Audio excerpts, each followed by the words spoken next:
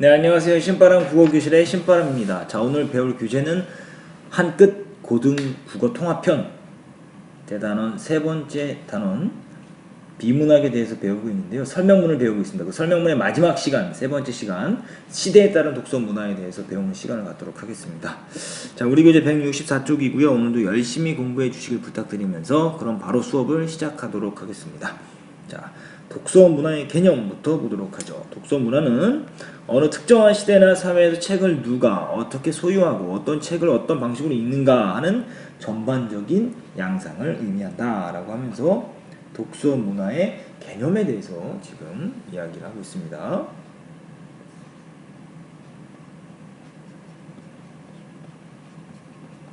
문화의 개념. 독서 문화는 문화 전체와 정치, 경제의 상태에 영향을 미치며 또 그 영향을 받는다. 다시 말해 는이죠. 독서 문화는 글쓰기와 문학의 존재 방식은 물론 교육 및 지식의 제도, 나아가 정치와 문화 전체와 연관을 맺는다.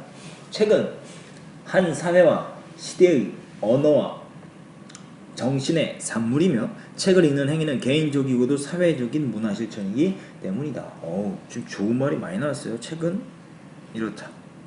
책을 읽는 행위는 이렇다. 자, 이래서 책의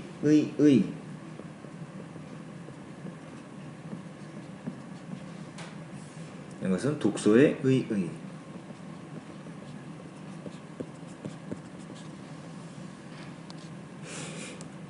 자, 계속 갑니다. 여전히 오늘날의 독서 문화를 대표하는 것은 서점에 가서 종이책을 사서 읽는 일이다. 하지만 근래 많은 사람들이 서점에 가기보다는 인터넷 서점에서 책을 사서 읽기도 한다. 또 몇 년 전부터는 디지털 기기를 활용한 전자책 사용이 급격하게 확산되어 이제는 많은 독자가 종이 위에 인쇄된 글이 아닌 화면에 출력된 글을 읽고 있다. 지금 우리는 급격히 변하고 있는 독서 문화의 양상을 직접 목격하고 있는 것이다. 자, 그럼 독서 문화가 변화했죠. 어떻게 해요?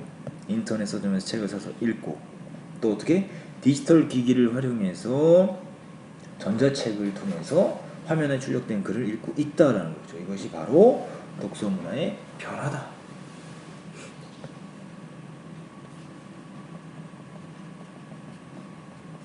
독서 문화의 변화 1번, 이게 2번이 되겠죠?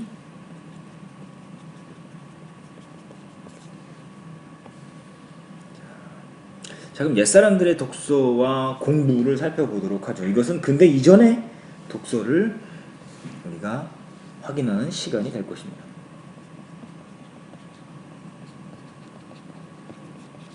이전의 독서 문화.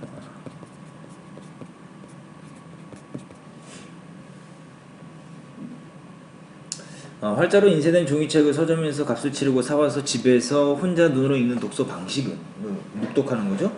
보편적인 것도 영원 불변한 것도 아니다. 이러한 독서는 매우 흔하지만 우리나라를 비롯해 전 세계적으로 20세기에 들어서고 나서야 일반화되었다. 근데 이전에는 평범한 사람들이 책을 소유하는 것이 쉬운 일이 아니었다.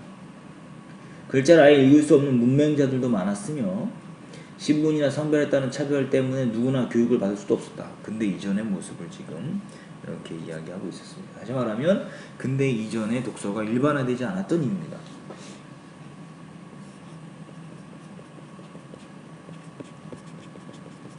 이전의 독서가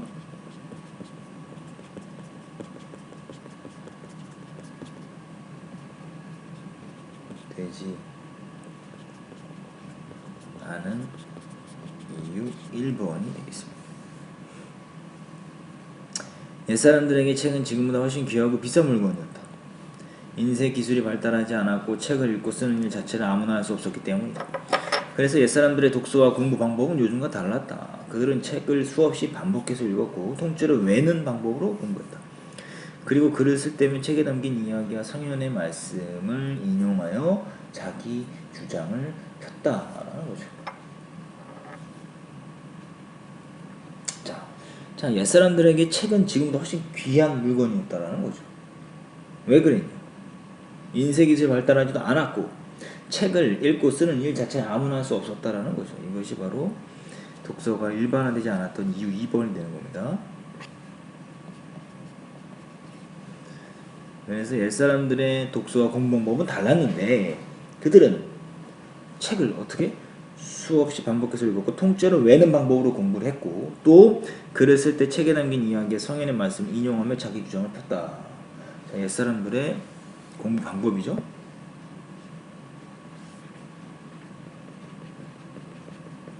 옛사람들의 독서와 공부 방법.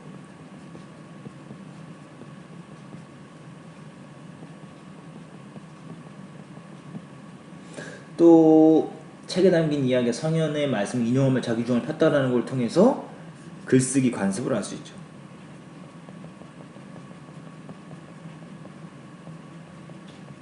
옛사람들의 글쓰기 관습. 공자가 말씀하시길 뭐 이렇게 인용했다라는 거죠. 시경에 나와 있기를 뭐 이렇게 이야기한다는 거죠. 조선 중기의 관료이자 시인인 김득신은 어렸을 때 천연두를 심하게 알아 총기를 읽고 말았다. 그래서 김득신은 남들이 두어 번만 읽으면 아는 것을 수십, 수백 번, 수천 번, 수천만 번씩 읽고 외웠다. 결국 김득신은 과거에도 급제하고 시인이 되었다. 이 일화는 노력을 통해 목표를 성취한 사람의 감동적인 이야기일 뿐만 아니라 조선시대 독서 문화를 상징적으로 보여주는 얘기도 하다. 고전이나 그의 버금가는 글을 수없이 읽고 암송하고 그것을 펼쳐내는 일이 곧 지성을 갖추고 표현하는 일이었다. 자, 한번 보도록 할까요? 고전이나 그의 버금가는 글을 수없이 읽고 암송하고 그것을 펼쳐내는 일이 지성을 갖추고 표현하는 일이었다. 이것이 바로 조선시대 독서 문화다라는 거죠.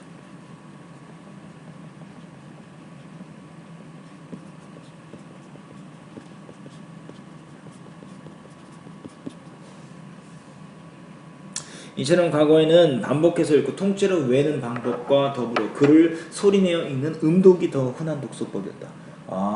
반복해서 읽고 통째로 외는 방법 그리고 더불어 글을 소리내어 읽는 음독.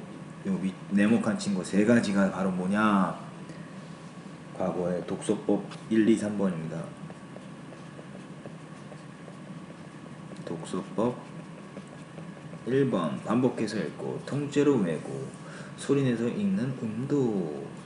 이것이 과거의 독서법 세 가지. 더 흔한 독서법이었다. 그래서 낭독하는 내용을 많은 사람이 함께 듣는 공동체적 독서. 이것이 바로 과거의 독서법 4번이 되겠습니다.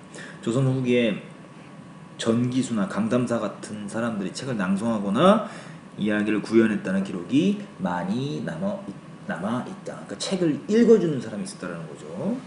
165쪽으로 가보죠.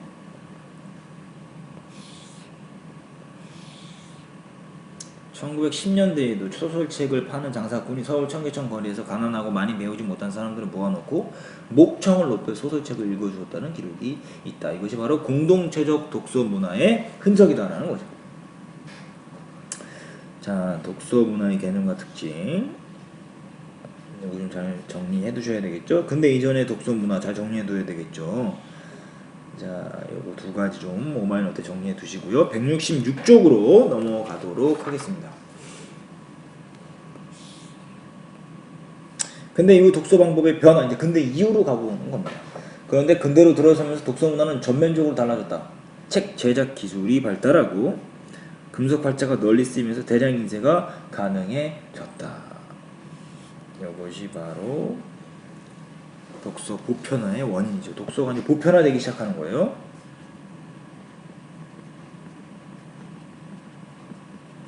누구나 다 할 수 있는 독서가 되는 거죠. 책 기술이 발달했다는 거예요. 책은 이전보다 훨씬 싼 값에 생산되었고 대량으로 유통되었다. 민주주의 의식이 퍼지면서 기억을 묶어볼게요. 독서에 대한 태도 자체도 바뀌었다. 누구나 즐길 수 있다는 거죠. 독서 보편화의 원인 2번입니다. 수십만, 수백만이 읽는 신문, 잡지 같은 매체가 생겨나고 수많은 독자에게 읽히는 소설책이나 교과서가 나왔다. 독서 보편화의 원인 3번이 되는 거죠. 이렇게 모두가 읽을 수 있는 다양한 매체가 발달하게 됐다는 거죠. 독서 보편의 원인 3번. 그리하여 소수의 특권층만 누리던 문자 문화에 다수의 사회 구성원이 참여하게 되었다. 누구나 글을 읽고 써서 소통하는 역사상 유례없는 시대가 열린 것이다. 소수 특권층만이 아니라 모두가 읽고 그리고 즐길 수 있는 독서의 보편화가 이루어진 거죠.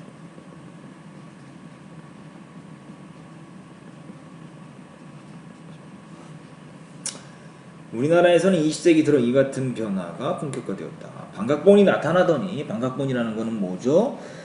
그 민간업자가 주로 목판으로 이제 이를테면 목판으로 출판한 책입니다.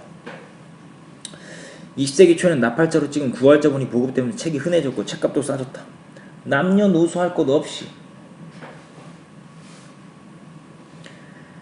누구나 배워야 한다는 생각도 퍼지면서 1900년대에는 많은 신식학교들이 설립되었고 신문이나 잡지 따위 읽을 거리도 인기를 얻었다.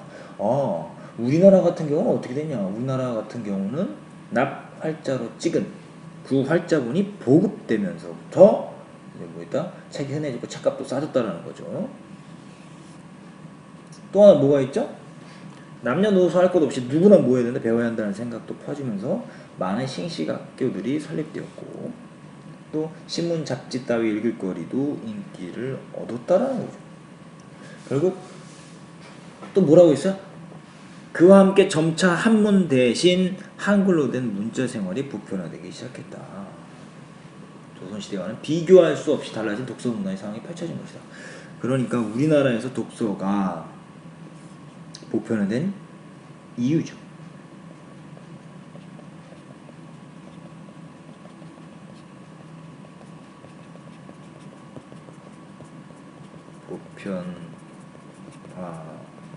보편화된 이유 1번, 그리고 이유 2번, 이유 3번, 이유 4번이다라는 거죠. 그리하여 100번 읽으면 저절로 뜻이 통한다는 독서 100편 위자연과 같은 전통적인 방식의 반복적인 독서법 대신 빠르고 가볍게 있는 소비적인 독서법이 펴졌고 책과 읽을 거리가 엄청나게 많아졌기 때문이다. 책과 읽을 거리가 엄청나게 많아졌다. 근데 이후 독서 방법이죠?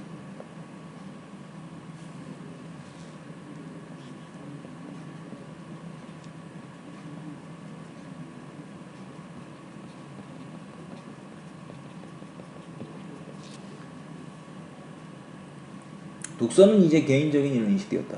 근데 이전의 시대에는 낭독의 바탕을 둔 공동체적 독서가 활발했다면 근대 이후로는 주변 사람들로부터 차단된 상황에서 홀로 고독하게 읽는 개인적인 독서가 일반화되었다. 이제 홀로 개인적인 독서가 일반화되었다. 근대 이후 독서 방법 1번이었으면 이게 독서 방법 2번이 되겠죠. 이와 같은 독서 방법의 변화는 독자가 자신만의 내면 세계, 즉 개인적인 의식이나 목소리, 개인적인 관점이나 태도 등을 수립하는데 이바지하였다. 개인적인 독서가 뭐예요? 개인적인 관점이라든가 이런 것들을 이바지하는데 도움을 주었다라는 거죠. 이런 과정을 거치면서 독서는 모든 사람에게 사상과 교양을 얻기 위한 가장 중요한 방편이 됐다. 자, 오늘날 독서의 의미죠.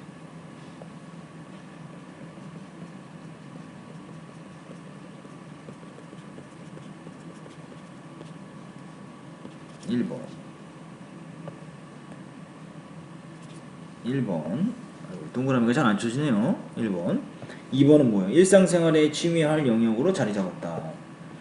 의미 2번이 되겠습니다. 자, 이제 오늘날의 변화를 살펴보도록 하죠. 오늘날 우리는 또 다른 차원의 변화를 경험하고 있다. 쏟아지는 영상 정보와 인터넷 문화가 문자로 이루어진 글의 절대적인 중요성을 깨트리고 동시에 종이 인쇄 매체의 권위도 허물고 있다. 그럼에도 독서는 여전히 중요하다. 책은 기억으로 묶어볼까요? 다른 매체에 비해 훨씬 더 잘 정제된 고급 지식 정보를 담고 있으며 독서는 다른 모든 일을 가능케 하는 기초적인 능력이자 지식과 정보를 얻는 손쉬운 방법이다. 이게 독서가 중요한 이유죠.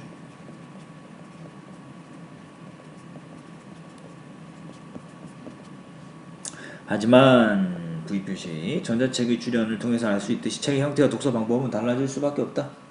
정치, 경제, 문화, 그리고 매체와 같은 사회적 소통 양식과 영향을 주고받으며 독서 문화는 앞으로도 끊임없이 변화할 것이다 라고 이야기하면서 글쓴이의 전망을 통해서 글을 마무리하고 있습니다. 자, 167쪽을 한번 보도록 하죠. 핵심 포착을 좀 정리할게요.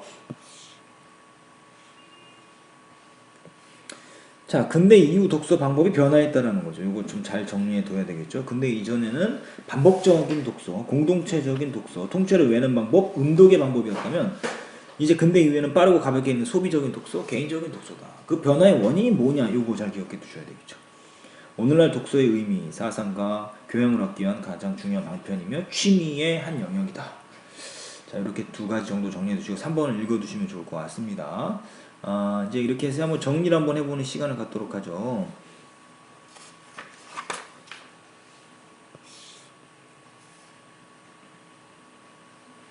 자, 이제 글의 종류는 우리가 설명문에 대해서 배우고 있으니 당연히 설명문이 되겠고요. 주제를 살펴보면 시대에 따른 독서 문화의 변천이다.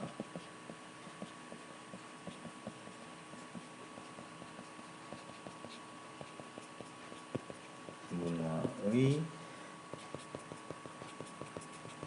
변천, 특징. 자, 이제 과거에서부터 현재까지 독서 문화를 이야기해주고 있는데요. 과거에서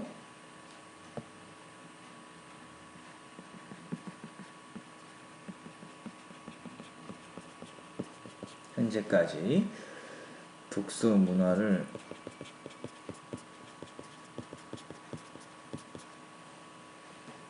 통시적으로 살핀다.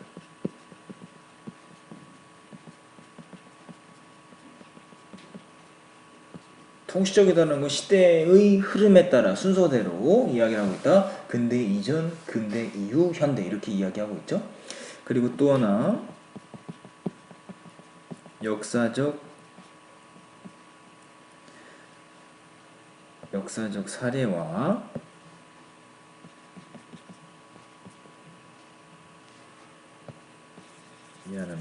역사적 사례와 기록에 근거하여 설명하고 있다라는 게 이 글의 특징이다라는 걸 말씀드릴 수 있습니다. 자, 이렇게 해서 시대에 따른 독서 문화를 공부했는데요. 오늘 배운 부분 오마이노트로 정리하시고 관련 문제 다 풀어보시는 것이 여러분들의 과제입니다. 오늘도 열심히 공부해 주셔서 감사합니다. 그럼 다음 시간에 다시 만나요. 소년이여 야망을 가져라.